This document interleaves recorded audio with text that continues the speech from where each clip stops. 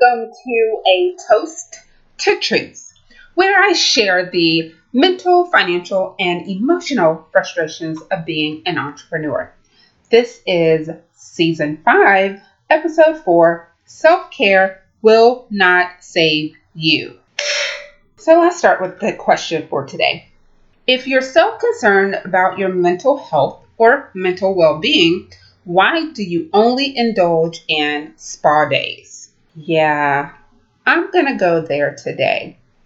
I'm going to go there because I see so many people slapping all these trendy sayings and hashtags on t-shirts, mugs, journals, pens, and all these other pretty paraphernalia that people buy, stick somewhere in their home, look at it, post on Instagram, and then maybe 2-3 months down the line, they've kind of stopped actually indulging in true self-care. So let's go to what is self-care. Now, I give definitions based on my meaning. So if you want Webster's dictionary meaning of self-care, you got to look that up yourself. But this is what I see self-care as. You are pampering yourself in one way or another that you enjoy, such as getting manicures, pedicures, facials, spa days, massages, maybe a day at the movies, a weekend getaway.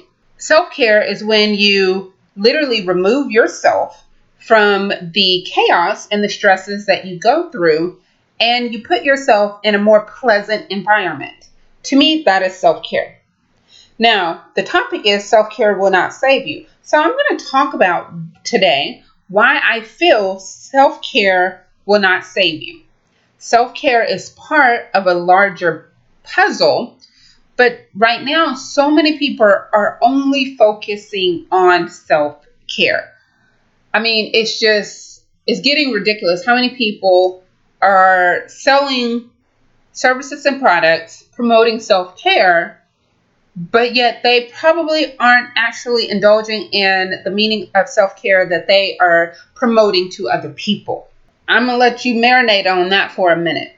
If you really want to know what self-care is, you have to see someone's life outside of their curated Instagram feed and see if they're really living with self-care as a main piece in their puzzle called life. Self-care is more than just spa days. Self-care is more than just indulging in a pleasant environment. It is more than slapping on a saying on a t-shirt and wearing it around town. And self-care is definitely more than you creating or doing an activity so that you can post you doing that activity online. Self-care should not be a public consumption type of activity. Self-care should not be something that you do to increase likes, followers, or comments on your social media feed. Self-care should not be something you do so that you get praises and applauses from other people. I see it happening all the time. Self-care is a personal type of activity that you're doing to rejuvenate yourself. You do not need to leave a message on social media saying, self-care day, I'll be back tomorrow. But then you're back online 2 hours later responding to people commenting on the update that you just said that you're doing self-care and you're leaving until tomorrow. But you're back online 2 hours later to respond to the comments of people saying, you go girl. That's not self-care. It's not. That's why this type of self-care that's being thrust on people and pushed out on people on social media right now will not save you. That type of self-care can break you. Because now you feel that you have to keep up with a certain image of what self-care is based on what we see online. And now you're spending money you probably do not have to create this image of self-care that other people have said this is what you have to do. But that's not exactly right. Self-care should not cost you an arm and a leg. Self-care should not cost you your car payment. Self-care should not put you in debt. And self-care should not be a competition between you and people on Instagram. So if you've noticed my tone, I am just a little bit perturbed with the way that people use self-care as a trending hashtag, but they're not actually involved in what true self-care is. Because if you truly understand the meaning of self-care, if you truly understand why self-care is such an important thing that people should incorporate into their lives, you wouldn't be making it into something that people have to do in order to keep up with the Instagram Joneses. That's not self-care. I don't know what that is, but it's not self-care. Self-care is, like I stated, you putting yourself in a pleasant environment, but you're not posting it for likes, comments, or to increase your followers. There are many times where I'll take self-care days. I don't even say anything to anyone. I go have fun, enjoy my day, get back online the next day, and that's it. I didn't say, oh, I did this or I did that. I've even done it at months at a time where I've taken 30 days. Now, I did post like, hey, I'm going to be gone from December 1st to December 31st. That way people don't try to bother me on social media and then get mad I don't respond. I post that, but I don't exactly tell them why or where I'm going. I just say that I'm going to be gone. And that's all they need to know. People do not need to know when you need a break from them. Let's be honest. We all need a break from other people. But you don't need to tell other people you need a break from them. Just take it. That's part of self-care. That's you putting yourself in a more pleasant environment. That's self-care. So I do it every year for the last several years, where I take an entire month off of social media. I'll hang out with friends. I'll go do things around town. I may take a short vacation, short getaway, whatever the case may be. The 30 days that I'm not on social media are days that I'm enjoying myself. I'm taking care of myself. I'm putting myself in pleasant environments. But most importantly, when I come back to social media, I'm not posting what I did for myself. I'm not posting the care that I gave myself when I took the break. I'm not sharing with you, this is what you should do if you take a month off. Because what works for me may not work for someone else, and vice versa. And overall, I wouldn't want someone to copy the way that I take care of myself as a way that they take care of themselves. We have to figure out what we like, and following what other people say is not exactly you figuring out what you like, because you don't even know if what you like or don't like, because you're constantly doing what other people are posting and sharing about, and you're not even giving yourself the time to evaluate whether you like it or not. You're just doing it because the Instagram Joneses are doing it. Now, I don't want you to think that I'm against self-care, because I'm completely not against self-care. However, I am against self-care for public consumption. That is something I just think will have such a negative impact on people in the long run. While right now you're getting t-shirts, you're getting these journals, you're getting all of these things, the pretty paraphernalia is looking cute. You're able to take cute Instagram photos. You're able to post these amazing stories of how self-care helped you get clear skin. This is why you're taking a beautiful shot of yourself in the sunlight. I'm not against self-care. I'm against it for public consumption. I'm against people trying to force something that is new to a lot of us. Self-care is new to a lot of people. White, black, Hispanic, Asian, it doesn't matter. Self-care is new. This is not something that's predominantly been pushed on people who were not in the 1%. So to put you in a new environment for the betterment of yourself is already new. But then to tell people that this is the way to do it is actually going to put more pressure on people to do it exactly that way they see online, and they may not actually like it or be able to afford to continue to do it. That's something that I don't see too many people posting about. How many $25 t-shirts can one person buy with some type of self-care, self-help saying slapped on it? When you look up into your closet or your dresser drawer and you have $500 worth of t-shirts, but you still feel like crap, how is that self-care for you? How is that really helping you be the best person you can possibly be? Okay, so now that I've kind of jumped into this, let's talk about why self-care is trendy. Self-care is trendy because it's profitable. Let's just be serious about that. I'm not against people making money off of self-care. You know what? You make your money. As long as it's legal, I'm okay with that. I can't say anything about how other people make their money. I teach journaling. That is a form of self-care. So I am somewhat in that industry. And I say somewhat because I don't really push self-care in the way that other people push it. I'm going to share later in this podcast how I share self-care is something part of the greater puzzle called life.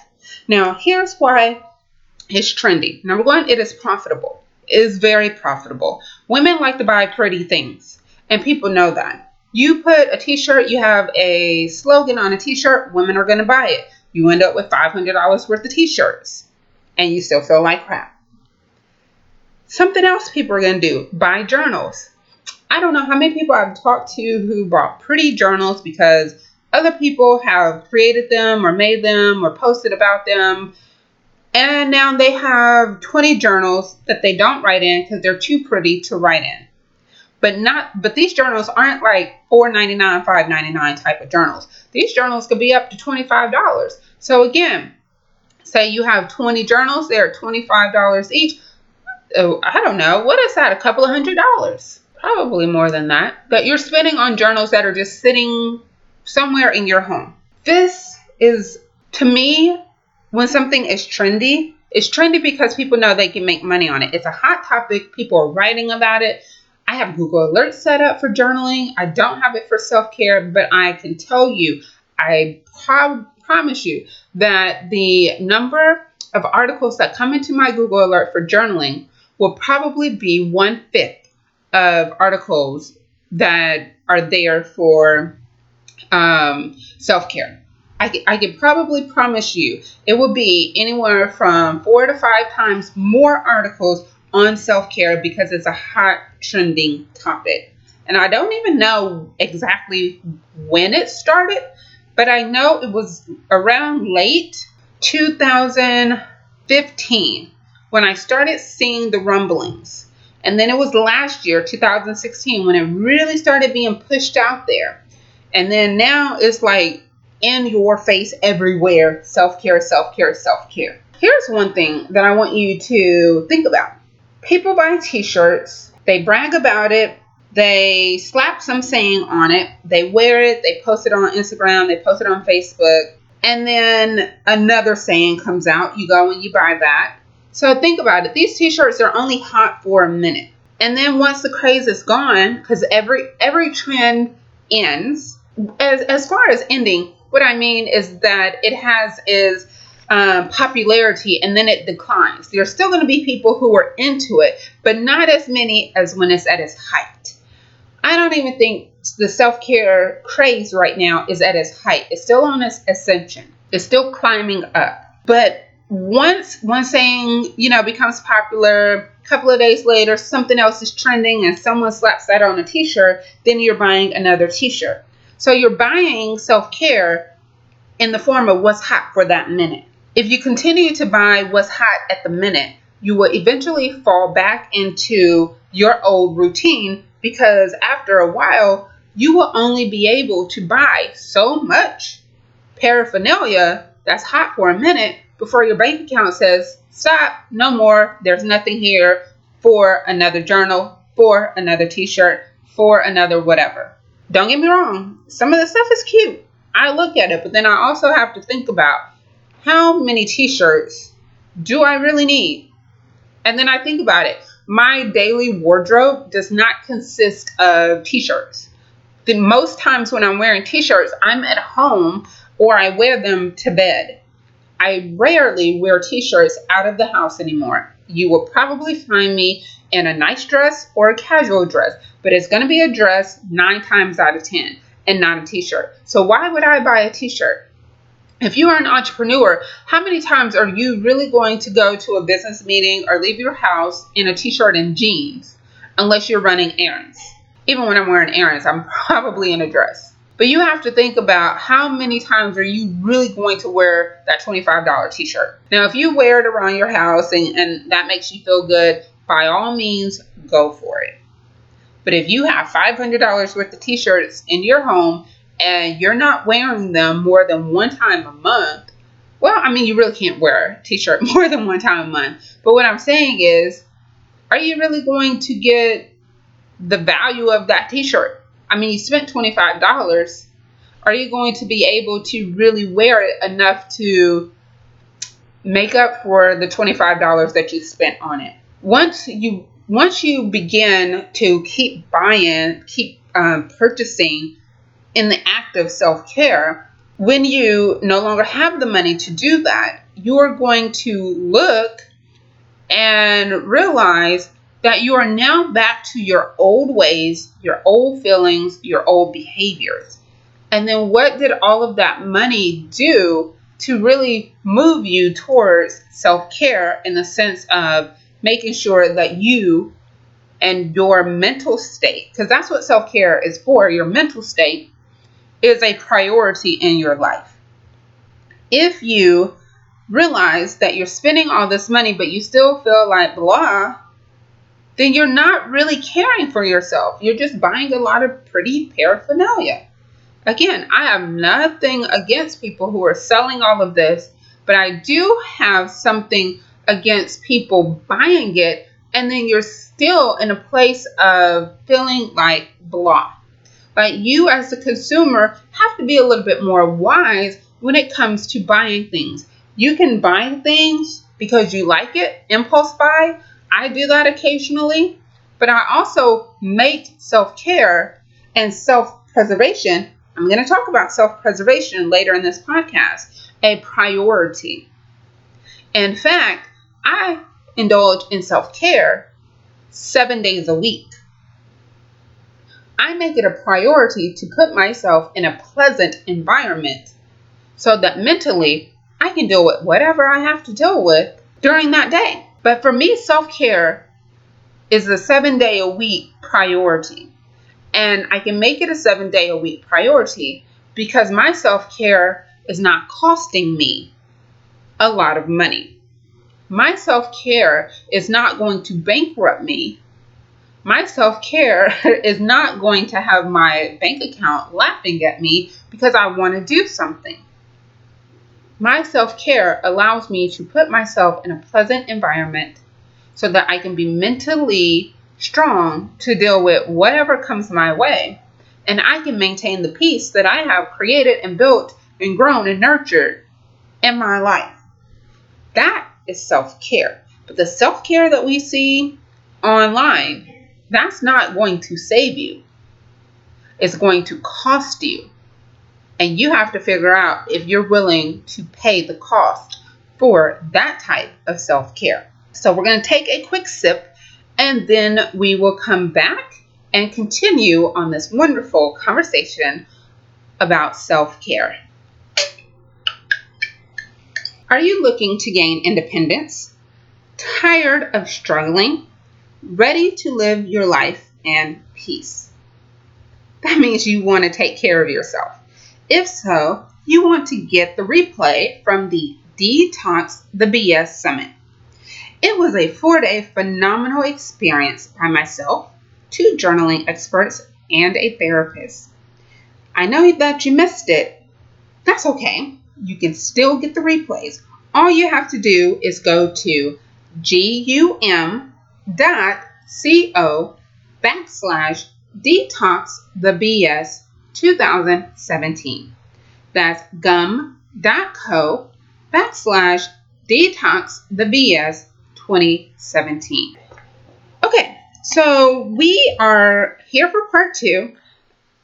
Part 1, I'm not trying to blast anyone. I'm not trying to take away from anyone's ability to make money. But I can tell you that self-care is a very profitable business. I'll put that out there. Now, what I want to do in this part of the podcast is really explain to you what self-care is, what self-care is a part of, and how you can actually use self-care to make it a habit in your life so that you do not revert back to old ways of thinking, old behavior. Because as an entrepreneur, you have to be able to think clearly to deal with things that are happening on a daily basis. We talked about that in Detox the B.S. or Stay Backed Up. That was a couple of weeks ago. But what I want to share is self-care is important, but the transformation and the outcome of what you do for self-care is what I focus on. It's not the pretty paraphernalia. It's not the pretty Instagram photos. It's how you are going to look and feel when you do self-care so that it can transform your life. That's why I teach journaling as a mental detox, because it is part of your self-care. Okay, so let's talk about how does self-care benefit your business. Self-care benefits your business because it will increase your productivity when you have one day out of 20, not one day, when you have 1 hour out of 24 hours dedicated to mentally getting you centered, relaxing your mind, relaxing your body, relaxing everything that you have to do. When it's time for you to work, you're more focused and you can get more done. It increases your productivity if you're doing daily self-care. Another reason that it benefits your business, it allows you to let go of things that you really can't control. There are things that happen in business every single day that we want to cut someone out. We want to run and scream. We want to get in our car, drive away, or we want to slam the phone down. That's going to happen. But if you have self-care incorporated into your day, it allows you to say, okay, you know what? I've done 4 hours and I'm a little stressed. Let me go ahead and take a moment, sit down to myself, decompress, and I can come back and I'm refreshed. Another reason self-care is important for your business, it allows you to separate you, who you are, from what you do. Too many entrepreneurs walk around with their business as their identity. Your business is not your identity. Your business is what you do based on your skills, your talents, your capabilities, your gifting, but it is not who you are. And when you incorporate daily self-care, it helps you realize, oh my God, this business is what I do. I'm going to go in for X amount of hours, however many hours you have to work on your business. And then when I leave, I can leave the business there, even if you work from home. Leave it in your office or the kitchen, go to another part of the house, and you are yourself. Self-care helps you break the bridge between what you do and who you are. We talked about that in season 2. I think it was like episode 6 or 7. But you have to know the difference between who you are and what you do. And self-care really helps you to segment that. When you have that break in who you are and what you do, it really does help your business. Because you're focused on your business when you're there. And then when you're at home, you're focused on home. Because if you're focused on home and business, that's going to affect your quality and your productivity. These examples that I gave shows why self-care is necessary in business.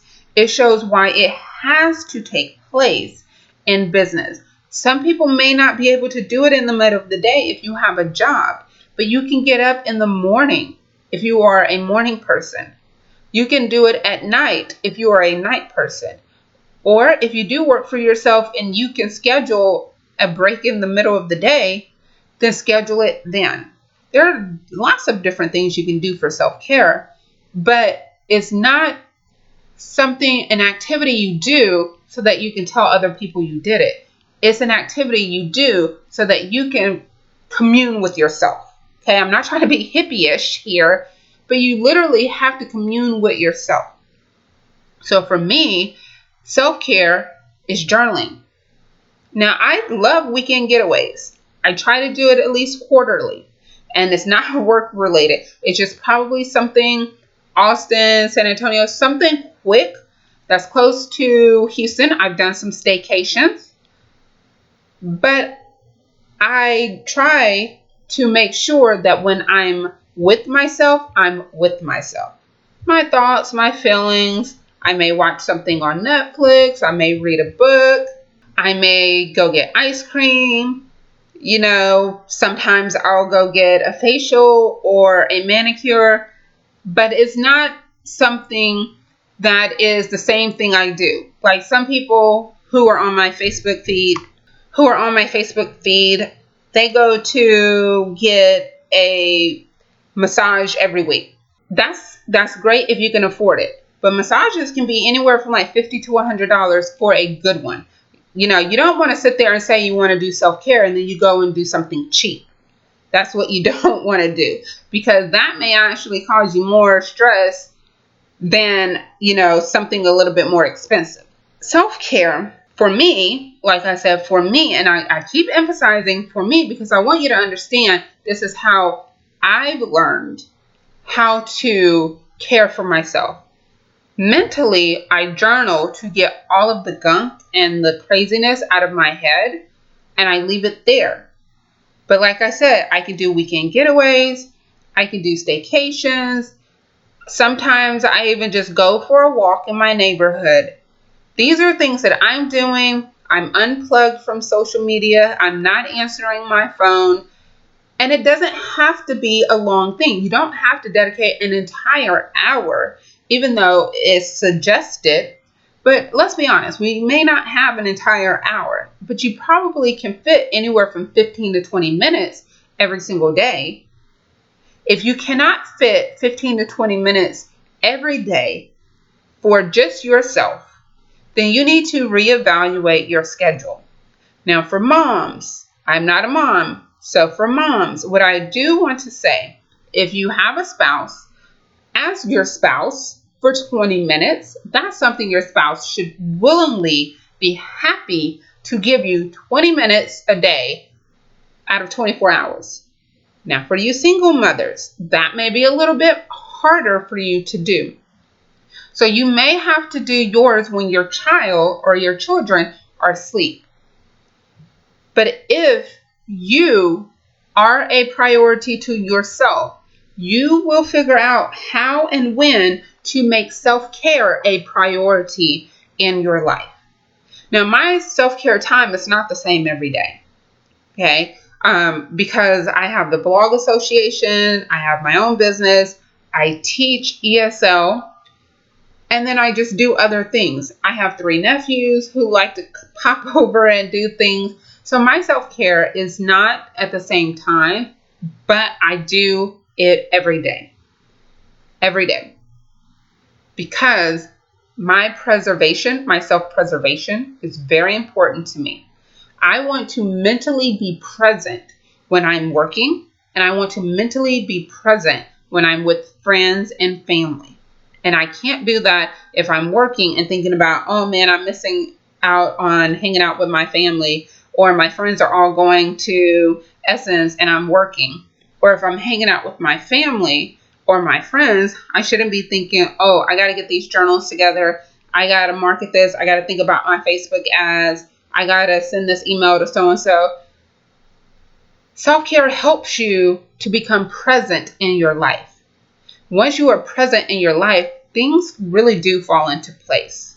Stress really does start removing itself out of your life. Now, it is more than a spa day. Okay? Self-care is more than a spa day. Self-care, if it's done correctly, is something that will help you maintain some sense of peace of mind. And that's what you need in order to deal with this crazy, chaotic world that we live in. If you're in business, you know the craziness that can happen on a bad day. And you need a very good peace of mind to deal with the chaos of a crazy day. You need to be able to handle customer complaints. You need to be able to handle if you create products and one of your vendors goes out of business or doesn't have what you need or is delayed. Or if you're, a speaker and your plane is delayed and you're going to be late to either giving a training or a conference. Or if you're a consultant and coach and, you just realize, oh my God, my internet just went out at home. I'm freaking out. Now I got to go to Starbucks or somewhere so I can do my coaching calls or whatever. Then you realize your gas tank is on E. You don't have the money for a co-working space. Like, these things are real. These things happen to entrepreneurs. And when all of that stuff just seems to happen, when it rains, it pours. How are you going to handle it? That's where self-care comes in. And that's what I wish people would share online. Self-care is more than a spa day. Self-care is being able to help you maintain the peace when all that crazy and chaos happens in your workday, so that you can sit for a moment, look at the situation, think of a solution, and then implement the solution. That is why self-care is necessary, and that's why self-care is more than just a spa day. So let's talk about self-preservation. I've mentioned it throughout this podcast. Well, this episode at least. Self-preservation is like, when you're preserving jam or jelly or something like that. You are putting it into a form where it will last longer than the original form that it's in. Again, these are my definitions. If you want another definition, go to Merriam-Webster. For me, self-preservation means, how long can I last before I have a mental breakdown? And my answer is, I want to last forever, because I never want to have another mental breakdown again. So that is my answer. But for you, how long can you go in business? How many weeks, how many months can you go before you completely feel that you have burned out? That is a mental breakdown, burnout. And that happens a lot. And if you're burning out more than one time a year, that is a serious problem. Because all this self-care that people are promoting and that you're indulging in, obviously it's not working. And for those of you who are not incorporating self-care, you need to start incorporating it at least 15 to 20 minutes a day, so that you do not ever reach burnout status. Burnout status affects your bottom line.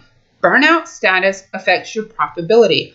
Burnout status will have your business in shambles, and when you recover, your business may not. I'm speaking from experience. Burnout happens because we're doing too much at one time. That is why self-care has to be a priority, because self-care forces you to pause, take a break, breathe, let everything sit for a few minutes. Then when you come back, you're able to say, I need to do this, I need to do that, and then you're able to actually do it. But if you're sitting there writing a million things on your to-do list, and then you're like, okay, I need to run to the spa, and then while you're at the spa, you're thinking about everything you need to do at work, you're on the phone, you're trying to answer calls, you're trying to respond to emails or social media. That's not self-care. I need us to understand. I swear to God, I do not want to be the anti-self-care advocate. But I want us to understand what it means to preserve yourself. Self-preservation. Self-preservation. I need you to understand that as an entrepreneur, reaching burnout status is detrimental to your business. Because once you have reached that status, your quality of work goes down, your quality of customer service goes down, your quality of responsiveness goes down, or your quickness of responsiveness goes down. When you have reached burnout status, you are now in the, danger zone of life.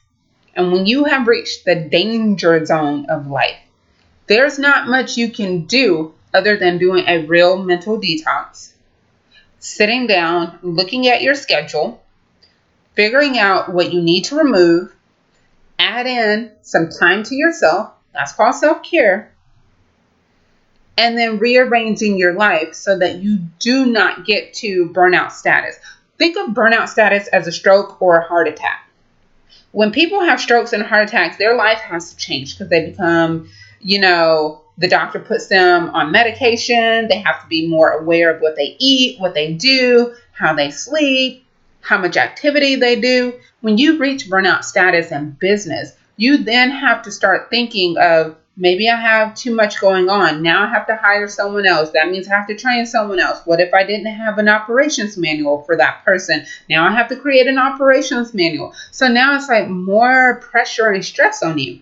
But if you are doing daily self-care, you should not reach burnout status because you are preserving yourself, like you do with the jam, for longer periods of time, living in a state of peace, so that when you are working in your business, your productivity is always on high. That is what I wanted to share with you when it comes to self-care. Yes, I did title this Self-Care Will Not Save You, and I titled it that way for a reason. I titled it Self-Care Will Not Save You because I need us to understand that the social media self-care that's being pushed around is not always going to benefit us mentally. And if it's not going to benefit us mentally, it's not going to benefit our business. And if it doesn't benefit our business, we cannot increase our profits. And remember, I'm an advocate for profitability. And if you want to be profitable, that means you have to have more money that you save that's not being spent on taxes, expenses, salaries, and even paying yourself. That's like the leftover. And you should have a lot of leftover when it comes to your business. But a lot of us suffer from profitability because we're not incorporating the right type of self-care for ourselves personally because we don't make it a priority. But we run around and we go get $25 t-shirts, or we run to the spa once a month. You cannot reserve all of your energy for 2 hours at the spa once a month. And then what if you miss it that month? Then what? You have to wait another month or two before you can self-care, before you can do self-care? That's not how it should be. It should be a daily activity, and it should be something that you make a priority in your life. Okay, so we're going to wrap up with our final toast and close out. So today's final toast is this. Self-care is a daily activity. It is not something you slap on a t-shirt. It is not an activity you post online for public consumption. Self-care is a personal activity that you do on a daily basis so that you can maintain self-preservation so that you do not reach burnout status in your business. This is National Minority Mental Health Awareness Month. This is Season 5, Episode 4, Self-Care Will Not Save You. This is Bernetta R. Freeney, that's me, bringing you another episode of A Toast to Truth. To catch up on all past episodes, go to BernettaRFreeney.com and click podcast.